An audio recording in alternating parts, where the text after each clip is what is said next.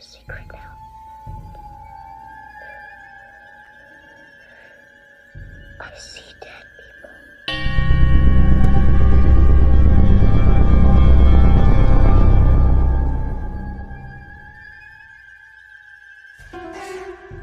Welcome to Blondes and Booze. You are about to embark on a journey, one that often leads to more questions than answers. But fear not, your host, Krista, Aaron, and Brandy have the experience, the perseverance, and yes, even the gifts to pull back the veil and allow us to glimpse the other side. They will share not only their experiences, but will introduce you to world-renowned researchers and experiencers to help you find answers in the murky waters of what we call the paranormal. Their bonds with each other reach far beyond friendship, resulting in a pull no punches approach to the many subjects they explore. Their goal? To open eyes, hearts, and even minds to what lies on the other side, and the answers residing there.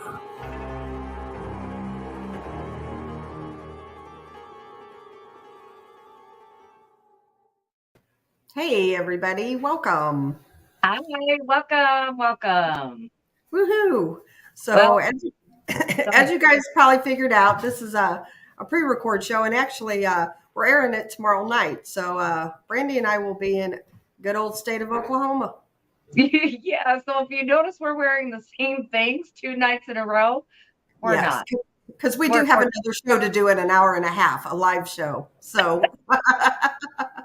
yeah, so we are so not wearing the same clothes 2 days in a row, I promise.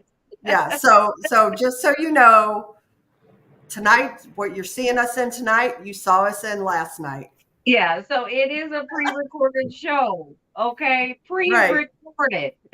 Exactly, pre-recorded show. Wow, how are you, Brandy? Oh, I am good. I'm good. Still trying to figure out all this stuff that we're going through with YouTube, but we're figuring it out.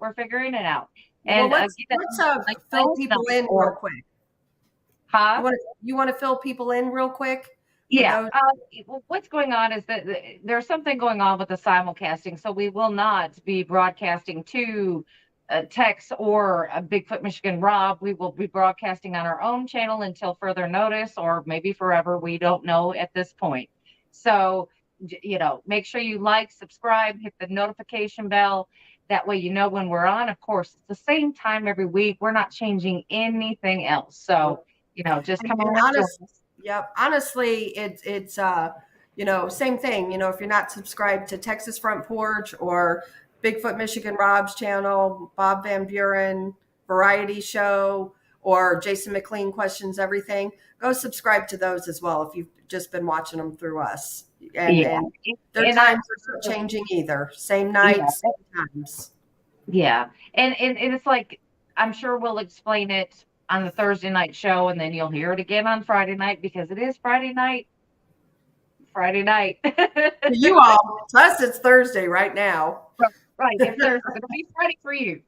Right. But we'll go through the channels real quick and what times everything's happening. Of course, it's Monday night at 8 p.m. Central with Tex and myself on Texas Front Porch. Make sure you go to Texas Front Porch.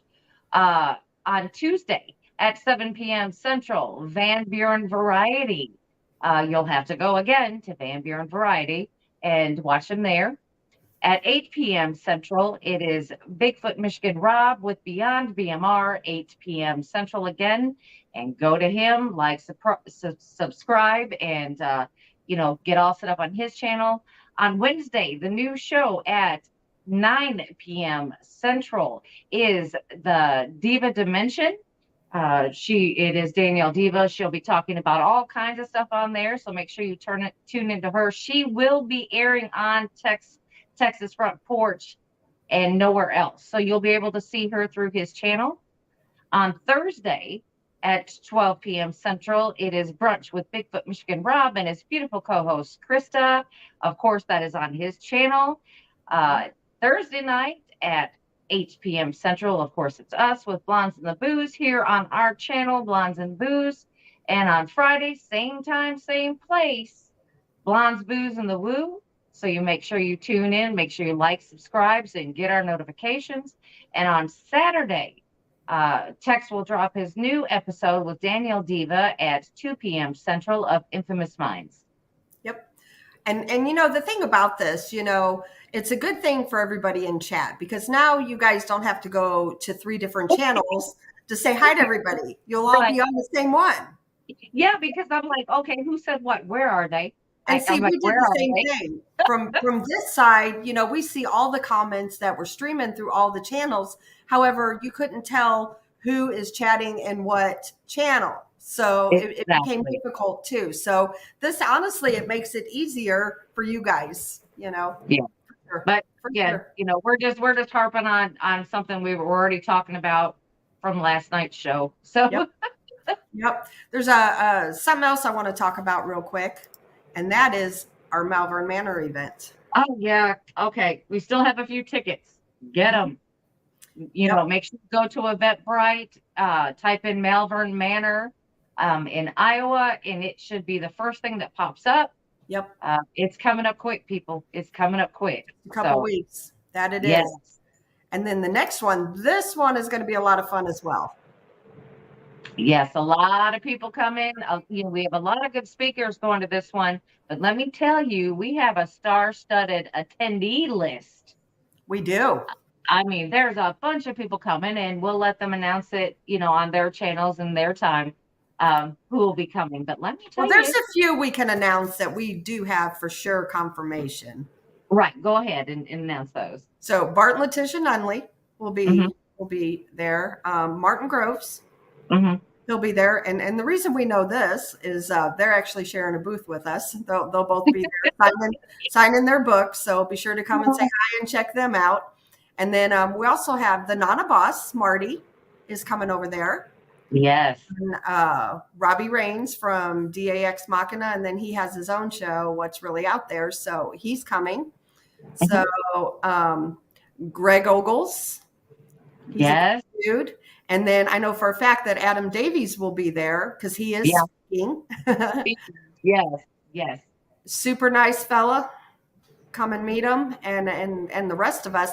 That now there are a few others that we have heard through the grapevine that are possibly coming, but like I said, I don't want to announce them because I don't know for sure. Exactly. Well, because what if they change their mind, you know, and then people come to see them or talk to them, and they're not there. I'll wait till I hear them announce it or we get confirmation before we tell them. And here's something else that we haven't talked about a whole lot that I think we need to talk about. Shadows of Rockford. Brandy and I will be up there. It is the last weekend in July, Friday and Saturday night, and it is with the Kling brothers. Also, Dana Stricker will be there. Richard Estep. He has been actually on our show before, and he's actually going to be at our Malvern Manor event. So super nice guy, super knowledgeable in the paranormal. He's a great author.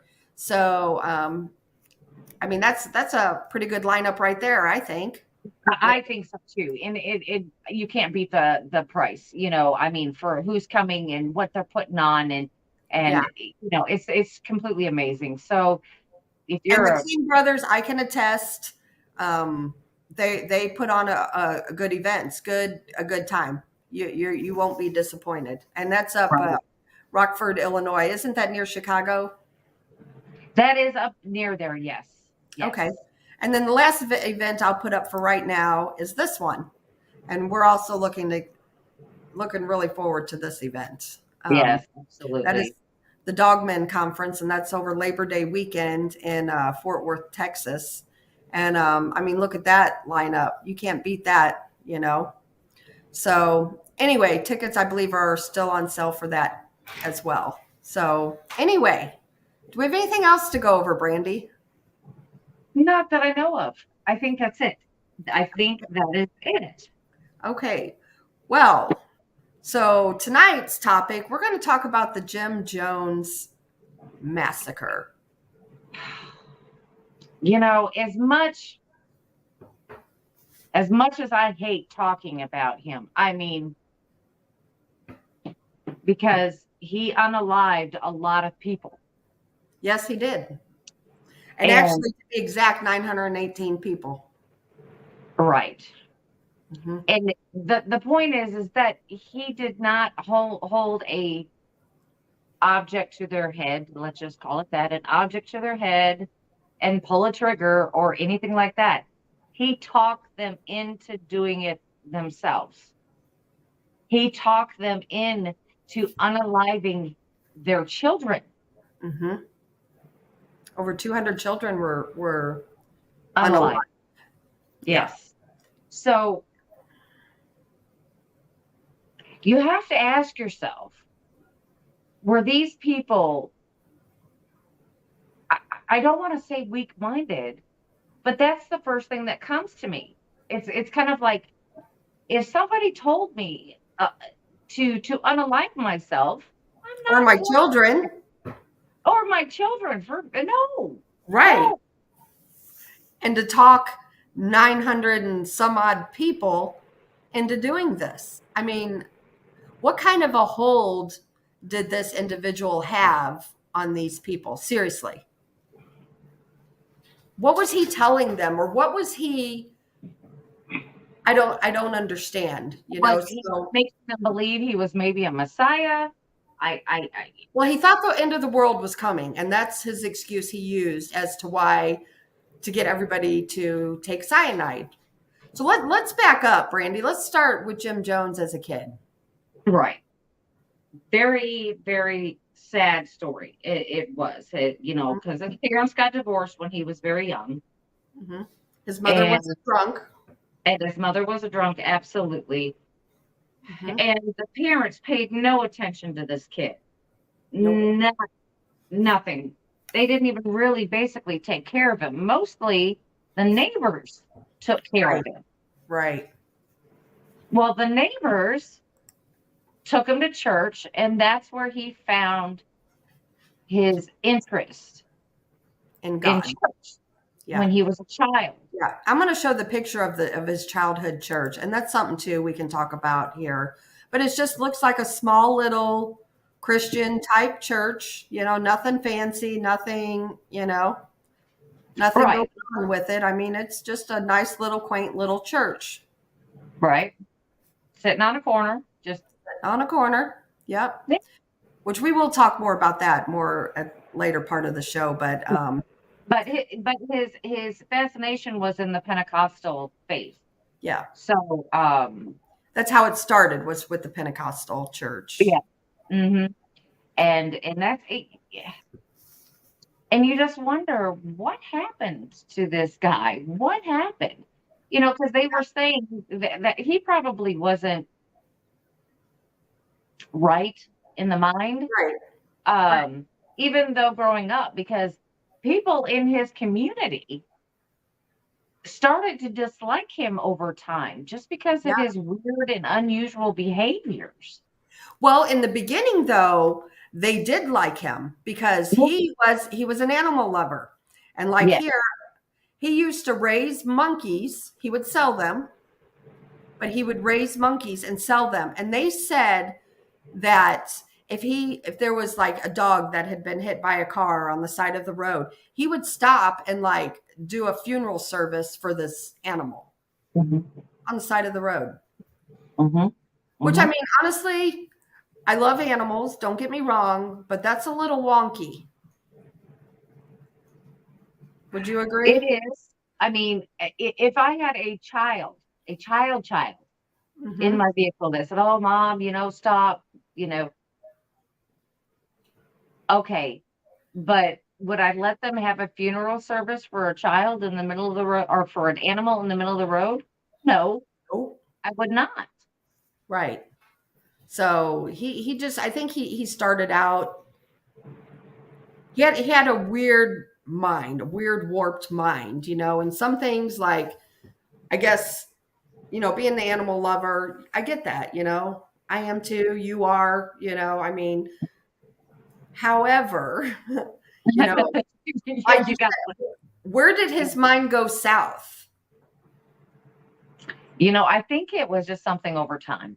Yeah. Because he just started to become more warped Yeah. as he grew older, and I unfortunately think that came worked in as he his face. became more powerful because he started out his church in Indianapolis, Indiana. Right. And then people there started like, oh, we don't really like this guy. He's not doing real good. So then he went to, and he called that one the People's Temple there in Indiana. I think that's how it began, and that's how it ended. Yeah, How it and ended that was in with the that particular 50s. name. But then he moved it to San Francisco. And that was in 1971. He moved the church to San Francisco. He thought that he would be better, I guess, welcomed in the community for that. Well, However, go ahead. Just to point out something there, the people in that community were starting to talk, and issues were starting to arise because of what he was doing. Right. And he ended up telling the congregation that he wanted to move this to California because he said that the world is going to be engulfed in nuclear war, and gave a specific date. What is that date? July 15th, 1967. And we're all here. The exact date of when the world is going to be engulfed in nuclear war. Wow. So and he said that he had to move the church to California so everyone could be safe. Yes. And then while he was in San Francisco, he would take in like vagrants. And that was his congregation, the few people that he took with him from Indiana. And then he would go out on the streets. And so, these people, they're homeless. They need a place to go. And you know what? If they think, going to God for help is going to help, I understand where these people would go to, how they would trust him. He's promised them to get them off the street, Because they think he's the real deal. He says, hey, I'm going to bring you in. I'm going to give you a bed. I'm going to give you food. They're thinking this guy's for real. He's legit. Right. So they start listening to what he's saying. And, the power of suggestion, just filling them with all of this stuff. And eventually they just start feeding into everything that he's saying. Yeah. And then, you gotta, I can sympathize with these vagrants back then. They were sleeping on the streets and he offered them a bed, a place to stay, Right. Hold on. I got dogs fighting. This is a place to go. So let's just go there. Let's just go there and get something to eat. And then they ended up falling into the whole thing, the whole occult people's temple, whatever. Because he did he think he was a prophet? I don't know. He could foresee the future, and this is why everybody was believing in him. And who knows what the news or the media was saying at that time on television and the newspapers, and people were probably like thinking, well, this story could be possibly true. Right. And I just don't understand, like, I feel like I'm halfway sane anyway, and nobody could ever like persuade me to uproot my life and move to another state or country, because he does move on. I don't understand that. I don't understand that. All in the name of religion. I don't understand that. I don't, and back then,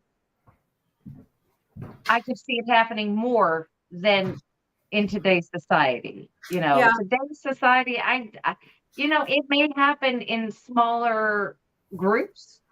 Yeah. But I don't think, of the mass casualties that were sustained. Yeah. Fatalities, I just don't think that would happen today.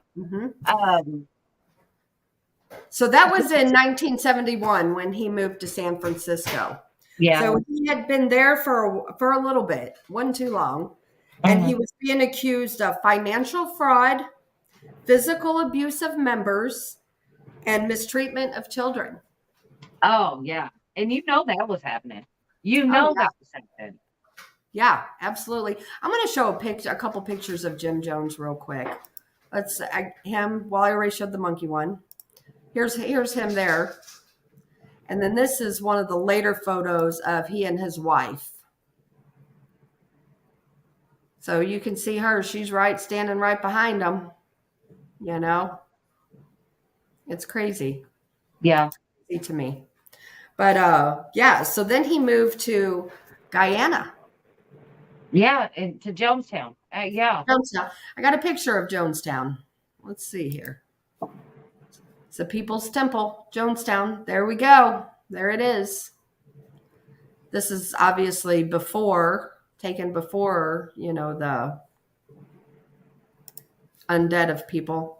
And if you guys are wondering why we're saying that, YouTube watches your words now, and we have to watch our P's and Q's, just an FYI. So when we say undead, that's what we're meaning. Just to let everybody know. Unalive. They're unalive. Unalive. There we go.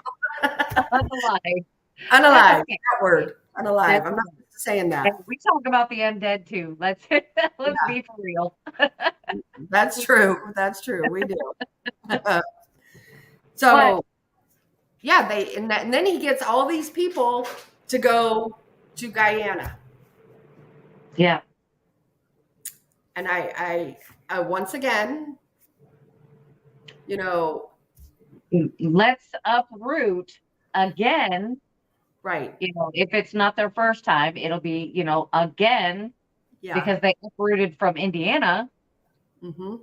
And, I'm not sure on the numbers there of how many went from when he first started to the very end. Right. Yeah, I'm not sure either. I couldn't find any information on that. Yeah, I'm sure there were some. Yeah. And so he takes them there, and he starts developing paranoia. He starts thinking that everybody's out to get him. And again, the end of the world is coming again. Yes. But this is what he's telling the congregation, that the world is coming to an end. But really what is happening is he is getting paranoid. Yeah. Because he moved to Jonestown because, again, of all the accusations, he didn't want the U.S. government coming after him. Right. So he moved it again and promised them a peaceful, loving community to live in. Yeah. However, it wasn't, because I'm going to show you a picture of what it looked like inside of the compound. And look at that. Would that be peaceful and loving looking to you, Brandy? No. That's awful. And it's amazing, because if they're living this happy life there, why? I don't know. Maybe I go back to the point of cleanliness is next to godliness, and isn't that what he was preaching? Right. The whole. I mean, but I understand a little bit of clutter. I get that. However, that's filth. How does people live like that? Yeah. How did people agree? If they all knew, because they were well aware of what they were going to do, they just didn't know when. Mm-hmm. Why would they be living in those conditions? Right. Or maybe they just didn't care. But then again, they had a roof over their head, and they had food. Absolutely. But like I was saying, that he was telling his congregation that the world was coming to an end, but that's not what was happening. Correct. He was legitimately having mental issues. Yes. With paranoia, anxiety, panic, the whole 9 yards. Yep. because he knew that he wouldn't be able to do that forever. Yep, exactly. That's it. So let's talk about the day. Let's just talk about the day. November 18th, 1978. Right. That day. Yep. Now, just to note that not all of the congregation were there. Mm-mm. Some were in Georgetown, not in Jonestown. They were in Georgetown. There were some that were there. Mm-hmm. So who shows up, Krista, that day? Congressman Ryan showed up the day before, and he showed up. Family members that was in, I'm going to call it a cult because that's what it was. Family members for people who were in his cult pled with Congressman Ryan, can you check on my loved ones, and can you help them and help get them out of there? And so he went to Guyana, and he was there. He actually arrived the day before of the massacre. And and that's another story too. We'll get to that too. So before the massacre, there were several of the cult members who begged Congressman Ryan to get them out of there, to help them. Yeah. And he was going to help, who wanted to leave. So Jim Jones sent, I guess what you'd call a posse to off them. Right. So them. So yes. And then it happens. So actually, at first though, they were attacked by one of his followers with a knife, and they survived that. They were unhurt. Then, as they were boarding the plane on the airfield, Jim Jones sent, I guess, some more people to unalive them. Unalive them. Yes. Yes, and they were murdered. There was they four. They were unalived. Krista, yes. Unalive. We're trying to get used to that verbiage, so bear with us. According to YouTube, it's just like cussing. It's a no. Yeah, so we're trying to do better. I mean, because it's so hard to describe the pictures and listening to the recordings of this man speak. Yeah, it's awful. It's creepy. It creepy. Really is. And honestly, well, let's back up. So when he gets his followers, he says, "End of the world's coming. Now today's the day." And this was after the congressman had been unalived. Mm-hmm. And he's like, "Let's all drink this cyanide." And they did. They not only did people, but their pets, dogs too. They did everything. Everything. Mm-hmm. Yeah. Now there were some people who tried to run. Mm-hmm. And he sent again people after him. Yeah. And they were taken out. Mm-hmm. And never made it. No. Alive. No. They didn't. Yep. So in total that day, there was 918 people who did not make it. Yes. So if that doesn't make you sick to your stomach, when you're talking about that, I mean, because everybody says don't drink the Kool-Aid, and that's the joke. Yeah. But this man couldn't even get Kool-Aid. He had to get the generic Flavor Aid. Right. Yeah. And people not only, drank it themselves, but they gave it to their children, knowing what they were doing. They gave it to their children first. Can you understand the magnitude? Yeah, no. They were watching their children go first I couldn't imagine. because they were under the belief that they were going to heaven. They were going to go to a much better place because this world was just not a place to be anymore. Right. That the world has become so terrible that they don't want to be here anymore. Right. Sure. Now, out of those 918 people, Mm-hmm.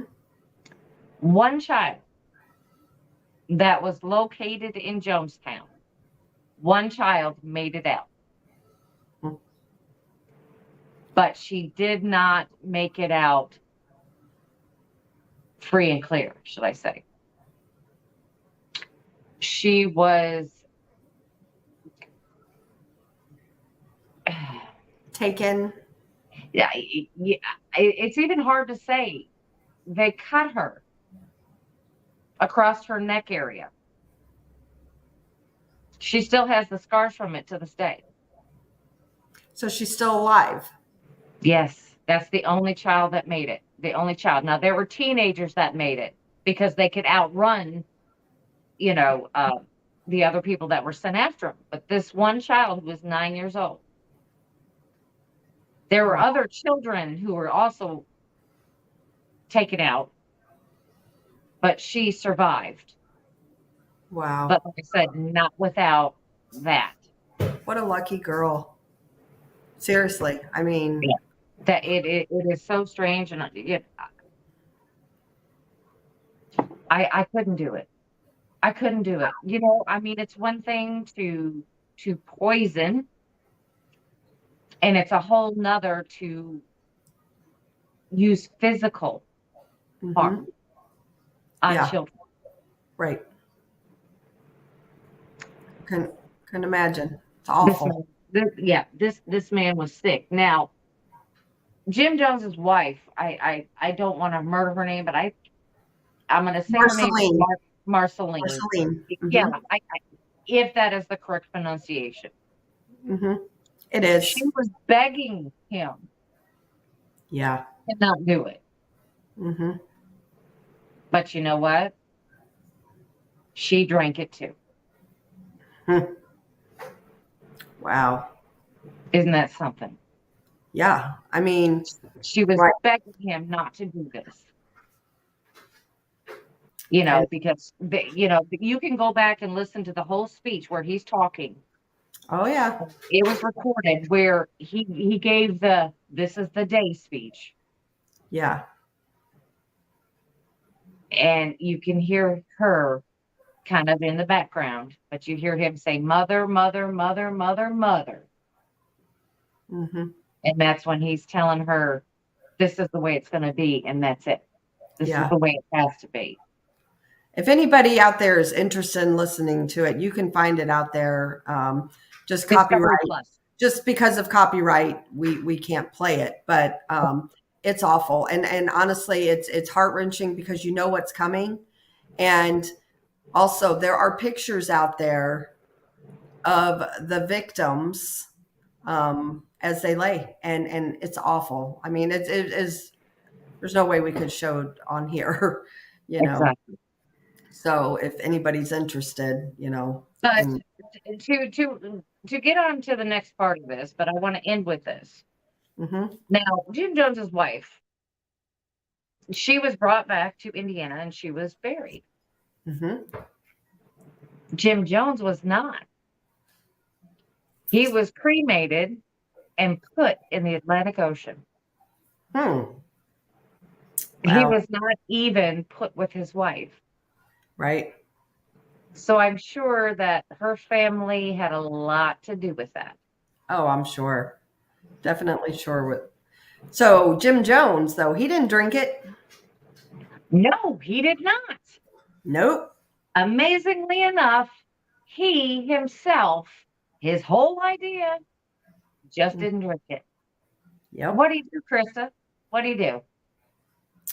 He was shot. He had someone else Kill him. Hurt him. Yeah. Yep. He sure did. So you tell me this man who has been for weeks and months talking about this and bringing his congregation in on it and making them all believe that this is the best decision that, that they're going to make. And he can't even drink the flavor. Right. He can't drink it. His wife drank it. Right.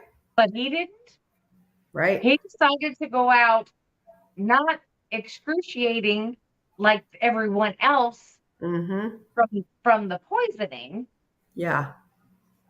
He actually went quick. Yep. Cut off, just done.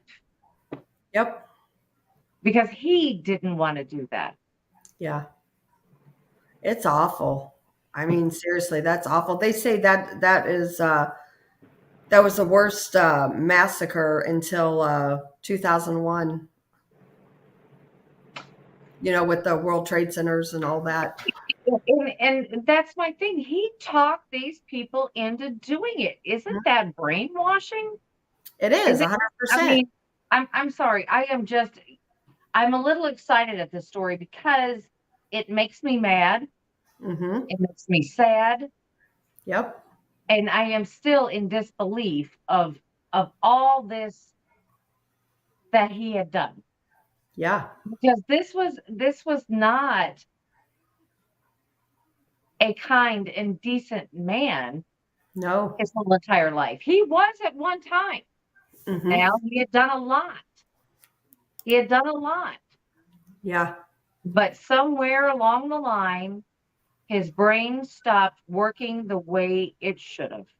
Yep. Sure did. Because I mean, he did do a lot of good. We can't ignore that. He did do a lot of good, taking in the homeless, feeding them, giving them places to stay, spreading the word of God. He did a lot of good stuff. Yeah. But, I feel like on the same notes, was it good? Because he abused these people. Yes, he put a roof over their head. Yes, he fed them. But in the end of the day, there was abuse. I mean, that's why he moved to Guyana. Because of abuse. That's something, I'll probably have to dig into a little bit more to see how many, or if it was just a few. Yeah. I don't know about that. And like I said, accusations are accusations. We can't say that he did or didn't. He never went to trial for it. That's true. He did not.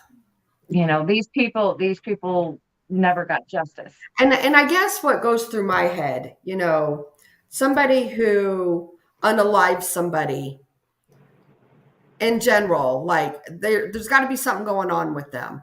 And then somebody who, where you hear of multiple people unaliving a person, like what, how can somebody talk you into doing that to another human being?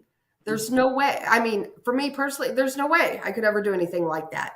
And then you have, like nothing else in life. If you don't have anything else, I mean, if you don't have any means to take care of yourself, take care of your children, you are just, maybe you have been abused, right, living in poverty, whatever. Could it have broke you down to the point where you would believe someone if it was a good enough story? Yeah. I guess. I don't know. I just feel like nobody could ever talk me into harming another individual. No. That's because we live in today's society, where we're dealing with bullies. I mean, this is something that in when we were young, bullies were bullies. That's just the fact of life. You had to deal with it. Right. But now that they're actually doing something about it and there are consequences, it is different for us today. Yeah. I wonder if he was a bully as a child or if he was bullied.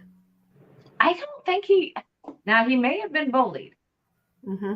I don't think he was a bully, but I think he probably was because he was an odd child.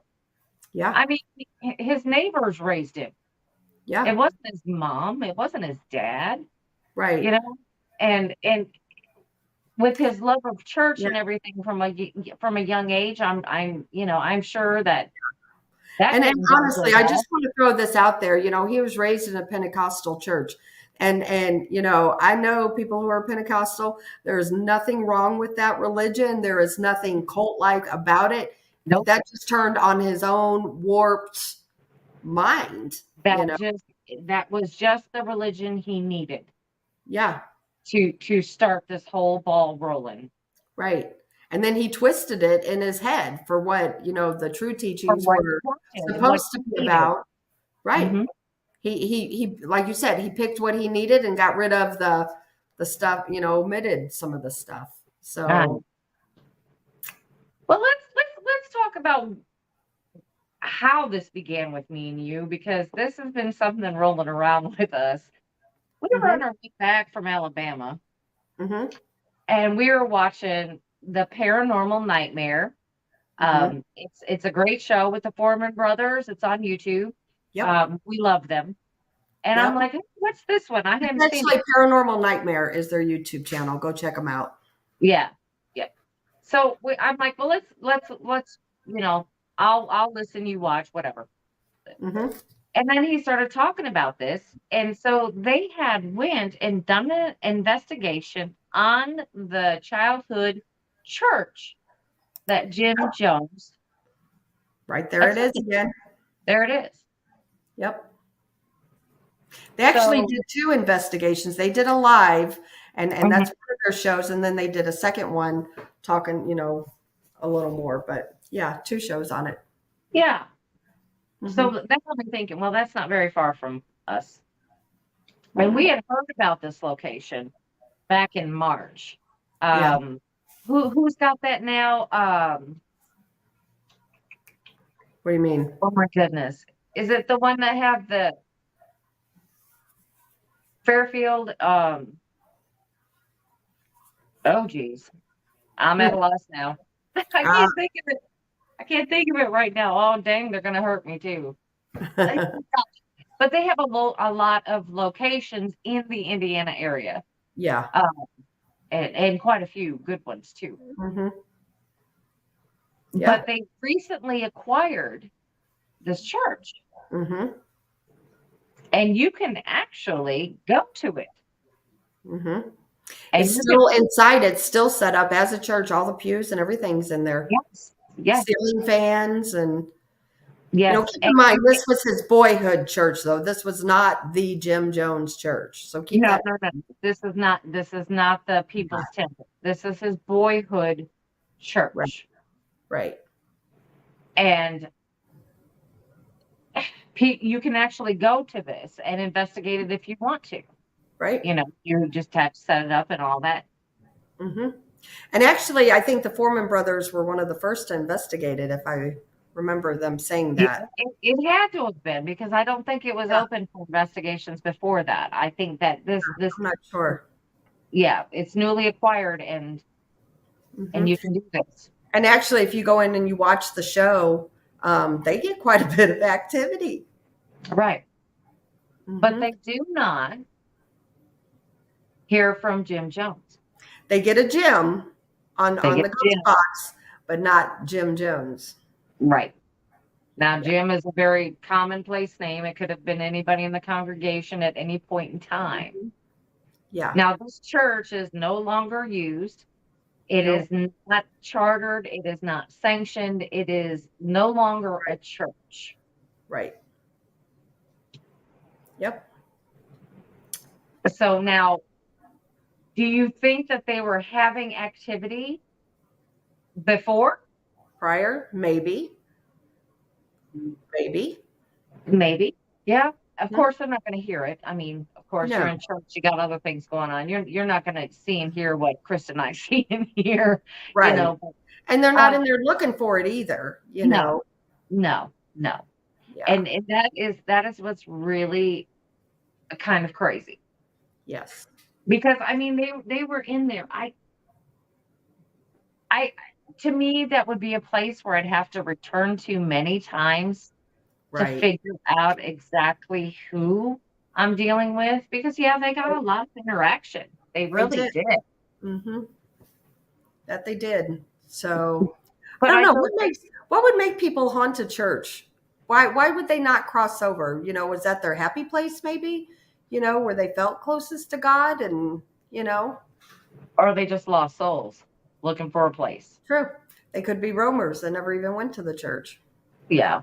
But I Or mean, a lot of it is the people who volunteered there. They spent most of their time there. right, I'm sure, right, they spent a majority of their life there. yeah, yeah. And I don't then know. something new, that and home. Right. I don't know. I think we might need a road trip to Indiana. Yeah, I'm gonna need another one pretty soon. I'm kind of interested in checking that place out. Not gonna Yeah, lie. yeah. But there's Not because like it I was said, Jim Jones' Boyhood. I just that show that we watched. I mean, it was pretty active. yeah, yeah. And then with me, I'm seeing the documentaries and just the Mhm. news articles and you know, What channel was the documentary on? In case anybody's interested in I watching. think it was on Discovery Plus. Discovery Plus. Okay. I think it is Okay. because it is something that you really need to watch to understand the depth Right. of what he had done, Sure. Yep. because it explains everything, and Mhm.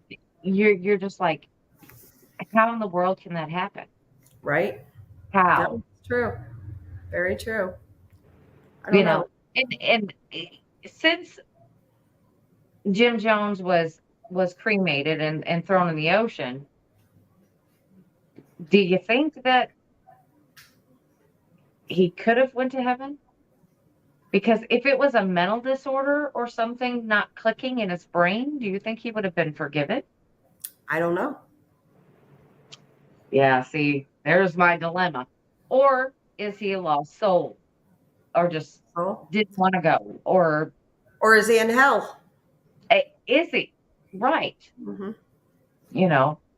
Because Yeah. nobody has claimed to speak with Jim Jones since at any time since this has happened.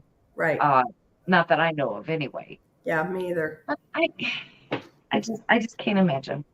Me either. Me And they either. called it the People's Temple, but it was Jim Jones' temple. Right? He ran it. He enforced the rules. He did all of it. It was his temple. Yeah. I can't. It's just it's an awful subject, and Brandy and I talked about. We knew we had to do a pre-record, and we had watched that episode, as she had said, on the way back from Alabama, and it really caught both of our interest. We don't do, obviously, you all know, we do more ghost, Bigfoot, UFO type shows, but this was just something we were both kind of like, wow, how can one individual have that much control over so many people? Not one or two or a handful of people, but hundreds of people. Right. Right. And my hat's off to the Foreman brothers for what they did on Paranormal Nightmare, because go check it out, guys. It's good. They're on YouTube. They stuck it out. I mean, they stuck it out. They tried everything that they knew how. Yeah, they did. And those are some great guys. So, yep, they really are. They really are. You know what? This is we're pretty much at the end of this show, guys, and we appreciate everybody tuning in and watching, and we apologize for not being live. However, I'm sorry I had to bring you a more morbid type story, but I mean, I still cannot grasp the blatant trust, I guess, that they had in one person. Right. And at the end, the wife is begging him not to do it. She had her doubts right then and there. She's like, no, let's not do this, Yeah. It's and just yet amazing. She still goes on and does it herself. She still does it. Yeah. I don't feel like somebody like that, like that they feel like love or anything, because I personally could not watch my family member But unalive themselves. yeah, but think about this, Krista. I mean, what choice did she have? Do you think he really believed what he preached? I think at some point he did, and at some point he didn't. I Yeah. don't think he did. I think he was just so m messed up in the head that, like, Right. he just thought everybody was out to get him. But Yeah. Yep. True story. yeah, it just amazes me that she did not have a choice. She was just trying to beg and plead with him not to do it because Hmm. she knew what would happen if she didn't. Right. Exactly. So it was either do it on her terms or let him do it on his. Yeah. Yep. Pretty much. That's it. Yeah, that's Anyway. just Well, we appreciate everybody tuning in. We're gonna play. We have a new outro tonight, and actually, you guys who watched last night's show and tonight will get to see it. But great. the Nana Boss made this for us, and she did a great job. So stick out to the end of it, guys. It's about 45 seconds long, and she did a fantastic job. So we're gonna play the outro, and we We'll appreciate see you next week.